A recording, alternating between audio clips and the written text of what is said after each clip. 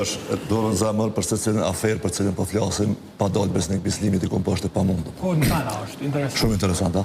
Do me thonë, po shtetin gati se të plot për si se në besnik bislimit për shumë. Ekonomi besnik bislimit, kancerit. Jo është ekonomi, po keq të rjetet e kontrolit e institucioneve për qëllime politike dhe financiare, në këtë rast, po janë dikon të kontrolu me ngaj. Besniku dhe dore ati zxotër e Kurani. Kurani, Artania, dhe thash. Po.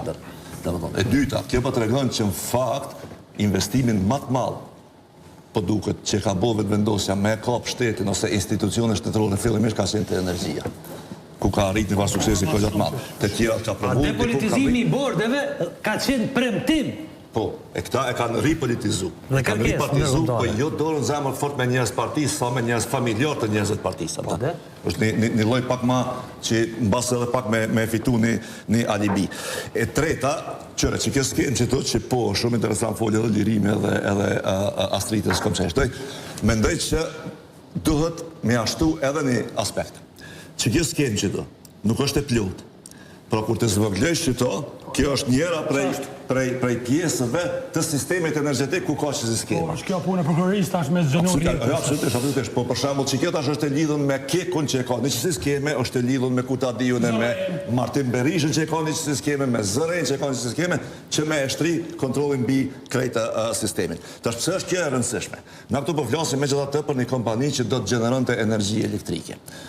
Tash kur e kiti për shembull kontrollin për mbi një kompani që gjeneron energji elektrike.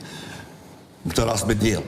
Kur e ki kontrollin edhe për mbi një tjetër që gjeneron me thëngjell. Dhe kur e ki kontrollin për mbi pjesën më të madhe të kapaciteteve energjetike, ti pastaj mundesh edhe me bë, si më thon kështu, planifikim të nivelit prodhimit tyre për me i konvenu tregtarëve që po ashtu janë tu.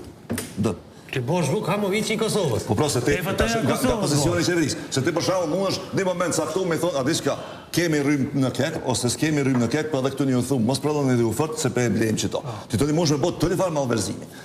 Se sistemi energjetik, përkundër që është i rregulluar në aspektin e çmimeve, gjithë ka qenë dashur me qenë i diversifikuar dhe decentralizuar. Në mënyrë që me arrit një efikasitet më të madh. Që kjo po tregon që formalisht ose decentralizimi dhe diversifikimi formal, në fakt po në kupton kontrol politik për mbita.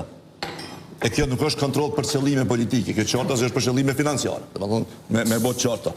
E dyta pastaj te garancioni bankar, ashtu nuk e kam të qartë farë garancioni bankar. Jo dy lloje të garancioni për cilat folën aftu, mendoj që duhet me i da.